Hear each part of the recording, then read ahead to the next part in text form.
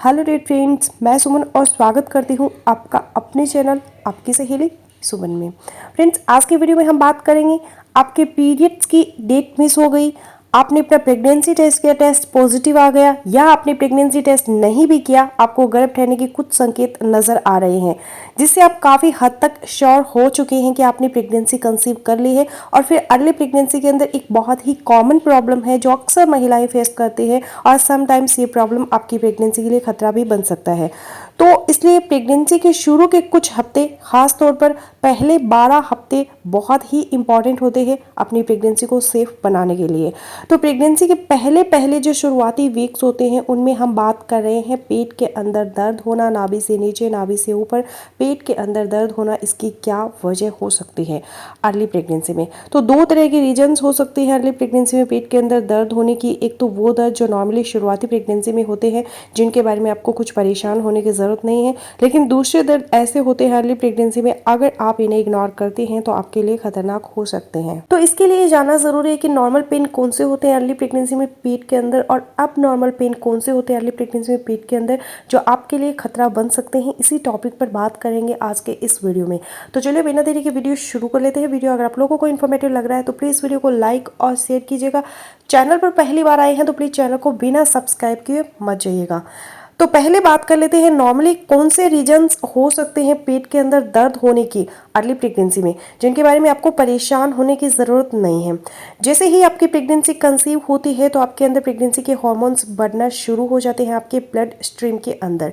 इसमें सबसे ज़्यादा प्रोजेस्टेरोन बहुत ही इंपॉर्टेंट है और फिर जैसे जैसे इन प्रेगनेंसी हार्मोन्स का लेवल आपके अंदर बढ़ता है तो ये हार्मोन्स आपके शरीर के बाकी हिस्सों पर असर करने के साथ साथ आपका जो जीआईटी है, आपका जो गैस्ट्रोइंटेस्टाइन है, उस पर भी ये इफेक्ट करते हैं। करते क्या है ये प्रोजेस्टेरोन हार्मोन की वजह से आपके आंतरियों की मूवमेंट स्लो हो जाती है जिसकी वजह से खाना आपके आंतरियों में ज़्यादा देर तक स्टे करता है और इस वजह से आपके पेट के अंदर गैस होती है। जब पेट के अंदर गैस होती है तो साथ में ब्लॉटिंग भी होती है और आपको पेट के अंदर दर्द महसूस हो सकता है गैस और ब्लॉटिंग की वजह से। फिर कुछ महिलाओं में अर्ली प्रेगनेंसी में एसिडिटी होती है, कॉन्स्टिपेशन हो सकता है या फिर कब्ज की शिकायत हो सकती है। तो ये रीजन्स नॉर्मली होती है अर्ली प्रेगनेंसी में पेट के अंदर। अगर इस टाइप का दर्द आपको होता है तो आपको परेशान होने की ज़रूरत नहीं है। और फिर जैसे जैसे आपकी प्रेगनेंसी बढ़ती है यूट्रस का साइज़ बढ़ता है। आपके यूट्रस को सपोर्ट करने के लिए, पकड़ने के लिए राउंड लिगामेंट्स होते हैं।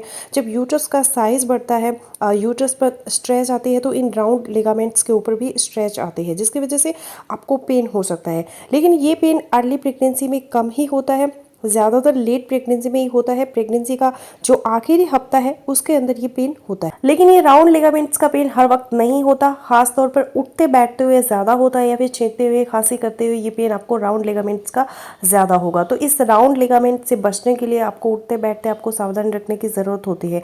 तो ये तो थे वो पेन जो अर्ली प्रेगनेंसी के अंदर या तो लेट प्रेगनेंसी के अंदर नॉर्मली आपके पेट के अंदर हो सकते हैं।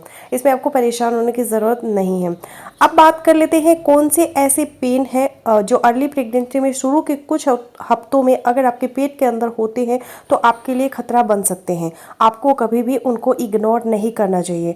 तो ये दो कंडीशन कौन सी ऐसी खतरनाक हो सकती है, एक तो है एक्टोपिक प्रेगनेंसी और दूसरा है मिसकैरेज। एक्टोपिक प्रेगनेंसी पर पहले थोड़ी सी बात कर लेते हैं कि एक्टोपिक प्रेगनेंसी का मतलब ये है कि नॉर्मली जब प्रेगनेंसी होती है तो महिला के अंदर जो एग रिलीज होता है वो फैलोपियन ट्यूब में आ जाता है और मेल का स्पर्म नीचे से ट्रैवल करता हुआ यूट्रस में आता है और फैलोपियन ट्यूब में पहुंचकर वहां पर एग को फर्टिलाइज कर देता है। अब शुरू में फैलोपियन ट्यूब में ही आपका एम्ब्रियो बनता है, थोड़ा सा ग्रो करता है। 2 से 4 दिन ग्रो करने के बाद फैलोपियन ट्यूब उसको धकेल देती है आपकी यूट्रस के अंदर, जहां वो बच्चेदानी की दीवार के साथ जुड़ता है और इम्प्लांट होता है और फर्दर प्रेगनेंसी है वो आगे ग्रो करती है। लेकिन समटाइम्स ये होता है कि अगर आपकी फैलोपियन ट्यूब में कोई प्रॉब्लम है, कोई रुकावट है, तो एम्ब्रियो जो बना है फैलोपियन ट्यूब उसको धकेलने की कोशिश आगे करती है लेकिन वो आगे जा नहीं पाता और आपकी ट्यूब्स के अंदर ही रह जाता है और ट्यूब्स के अंदर ही वो इम्प्लांट हो जाता है। लेकिन क्योंकि ट्यूब्स के अंदर इतनी जगह नहीं होती जितनी यूट्रस के अंदर होती है। तो जैसे ही एम्ब्रियो ग्रो करना शुरू करता है आपके ट्यूब्स के ऊपर स्ट्रेच आती है, ट्यूब्स फटने का खतरा होता है, आपको पेन होने लगता है। इसको हम कहते हैं ट्यूबरकल प्रेगनेंसी या फिर इसको हम एक्टोपिक प्रेगनेंसी कहते हैं। या फिर आसान शब्दों में आप यूँ समझ लें कि जब गर्भ यूट्रस या फिर बच्चेदानी सेट कर अगर कहीं और जगह पेट के अंदर ठहरता है तो इसको एक्टोपिक प्रेगनेंसी कहा जाता है। और एक्टोपिक प्रेगनेंसी के संकेत आपको जब 6 से 8 हफ्ते का गर्भ हो जाए तो उस वक्त ही आना शुरू हो जाते हैं। 6 से 8 हफ्ते का मतलब है कि जिस दिन आपको आखिरी बार पीरियड्स आए थे, पहला दिन था पीरियड्स का, वहाँ से आप काउंट करेंगे तो जो 6 हफ्ते या फिर 8 हफ्ते बनेंगे उस वक्त आपको एक्टोपिक प्रेगनेंसी के सिम्टम्स आना शुरू हो जाते हैं। इसलिए बहुत ज़रूरी होता है एक अर्ली स्कैन प्रेगनेंसी के शुरू के 6 हफ्तों में करवाना, ताकि आपकी प्रेगनेंसी की लोकेशन देखी जा सके कि यूट्रस के अंदर ही है या फिर एक्टोपिक है या फिर ट्यूबरकल है या किसी और जगह पे प्रेगनेंसी है। एक्टोपिक प्रेगनेंसी की वजह से आपको कुछ सिम्टम्स भी आएंगे। आपको पेट के अंदर पेन होगा, लेफ्ट साइड में होगा या राइट साइड में होगा। अगर लेफ्ट साइड की ट्यूब में बेबी इम्प्लांट हुआ है तो लेफ्ट साइड में पेन होगा, और अगर राइट साइड में इम्प्लांट हुआ है तो राइट साइड में आपको तेज दर्द होगा पेट के अंदर। और एक्टोपिक प्रेगनेंसी का ये दर्द आपको कंधों में भी और गर्दन में भी जरूर आएगा। अब कुछ महिलाएं ये सवाल करती हैं कि उनको एक्टोपिक प्रेगनेंसी हुई है, ट्यूब्स के अंदर प्रेगनेंसी हुई है, क्या कोई ऐसा तरीका है कि इस प्रेगनेंसी को यूट्रस के अंदर लाया जा सके और आगे ग्रो करवाया जा सके?